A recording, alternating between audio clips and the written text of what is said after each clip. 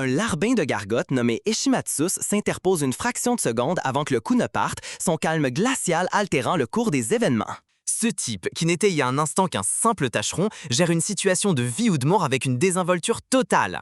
Il expédie le flingue de la main du tireur d'un coup de savate d'une facilité déconcertante, se bornant à grommeler que tout ce barouf a perturbé sa quiétude. Ce simple geste d'une audace totalement démente suffit au psychopathe Ishimatsu pour s'incruster dans le milieu des Yakuza. L'Oyabun, qui a frôlé la mort de près à cause de ce forcené, est sans surprise subjugué par cette débauche de violence pure. Ils intègrent stupidement Ishimatsu dans leur rang, totalement inconscients de la putain de créature qu'ils viennent de déchaîner. Ils dévoilent promptement sa nature glaciale, téméraire et sauvagement débridée.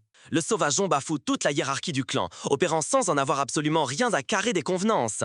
Son œil de rapace se fixe bientôt sur une innocente serveuse du nom de Chieko, inaugurant le début de son obsession immonde. Plutôt que de s'abaisser au moindre simulacre de séduction, il se contente, de la kidnapper et de la décréter comme son bien personnel. Cette femme est arrachée à sa vie et séquestrée chez lui, assujettie à sa domination et à ses caprices. Ces agissements témoignent de manière effroyable de sa pathologie de tyran obsessionnel, et ce dès le putain de départ. Sur ordre direct, Ishimatsu liquide un membre d'un gang rival avec une froideur clinique. Il perpètre cet homicide avec le détachement affectif d'un type qui sort les poubelles. Sachant qu'il va être incarcéré, il esquisse un geste qu'il imagine être un acte de prévenance. Il fourque tout son putain de maga, du fric ensanglanté, à Chieko juste avant que les flics ne lui mettent enfin le grappin dessus. Chieko, une femme dotée d'une putain d'intégrité, est logiquement écœurée par ce cadeau financier maculé de merde.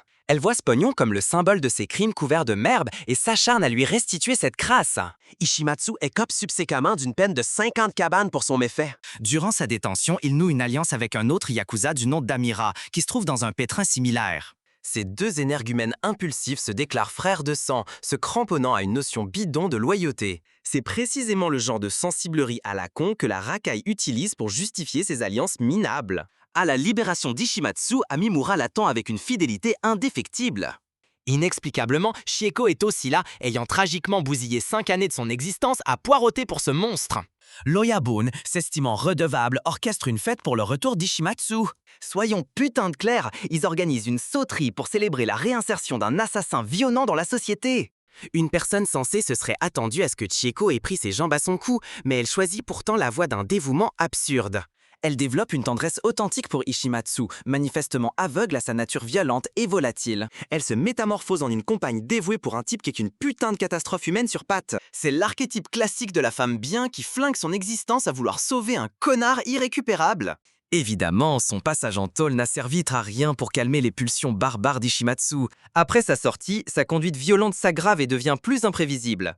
Il déploie une férocité stupéfiante, la retournant même contre les vieux suceurs de chibres de sa propre organisation. Ce putain d'arrogant personnage croit sérieusement que son unique fait d'armes passées lui octroie une immunité totale. Son attitude devient si dérangeante que l'écho de ses phrases remonte jusqu'à l'Oyabun. Le caïd est particulièrement furibond d'apprendre que son psychopathe maison est en train de bousiller l'entente au sein du clan. Par conséquent, Ishimatsu se ménage une entrevue avec l'Oyabun pour implorer son pardon. Il se pointe à la réunion fin et prêt à lécher des bottes dans une tentative pathétique d'échapper au châtiment. Pourtant, dans un étalage de conneries monumentales, il se plante magistralement dans son interprétation de toute la scène. Il croit voir l'Oyabun empoigner un objet et son cerveau paranoïaque plein de merde en déduit sur le champ que c'est une arme. Dans un geste d'autodestruction d'une stupidité abyssale, Ishimatsu dégaine son calibre et fait feu sur son propre putain de parrain. Cet abruti vient de plomber son unique protecteur et le fondement même de son existence de malfrat. Face au bordel cataclysmique de sa bévue calamiteuse, Ishimatsu se retrouve absolument seul et irrémédiablement baisé. Son premier réflexe est de filer comme une petite pute chez Amimura, le type qu'il nomme, dans son délire, son frère de sang de Zonzon.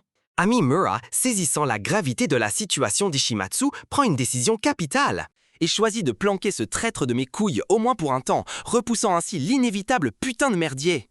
Ce simple acte de déloyauté transforme instantanément Ishimatsu en un putain de cadavre ambulant.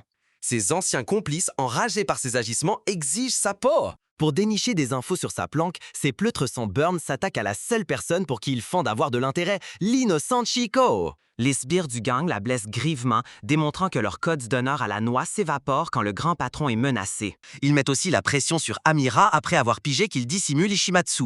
Amimura, pendant un moment, s'entête dans ses balivernes de code d'honneur viril, refusant de cracher le moindre morceau sur Ishimatsu. Lorsque Ishimatsu se rend en douche chez Chieko, il constate qu'elle a été agressée par ses anciens acolytes. La vision de la jeune femme violentée et terrorisée fait exploser sa fureur contenue en un authentique putain de cataclysme. À cet instant, il décide de se lancer dans une putain de vendetta suicidaire en solo contre l'organisation qu'il a enfantée. Toute cette histoire a, sans surprise, viré en un bourbier sanglant de sa propre fabrication. Sans étonnement, les guerres personnelles coûtent une blinde et Ishimatsu crame rapidement ses putains de réserves. Il se pointe au cercle de jeu tenu par Amimura et se sert une somme d'argent conséquente.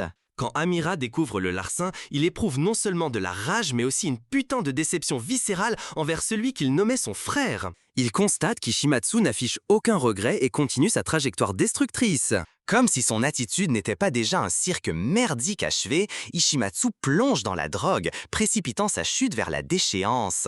Ce geste ultime persuade Amimura qu'il ne peut plus cautionner Ishimatsu. Il admet enfin que son prétendu frère est un putain de cas désespéré, sur pied et verbal, pour la société comme pour lui-même. Amira pactisse avec l'Oyabun, rescapé improbable de la fusillade, pour enfin éliminer le chien fou. Dans une manœuvre prévisible pour sauver sa propre gueule, il consent à trahir l'homme à qui il avait jadis juré fidélité. Un des sous-fifres d'Amimura balance les crimes d'Ishimatsu aux autorités. Les forces de l'ordre sont contraintes de déployer une putain d'armada de flics juste pour coffrer ce seul et unique détraqué. En découvrant la trahison, Ishimatsu identifie sans se tromper son frère de sang Amimura comme le putain de Judas de cette histoire. Durant son emprisonnement, Ishimatsu élabore un plan retors et dégueulasse pour se faire la belle.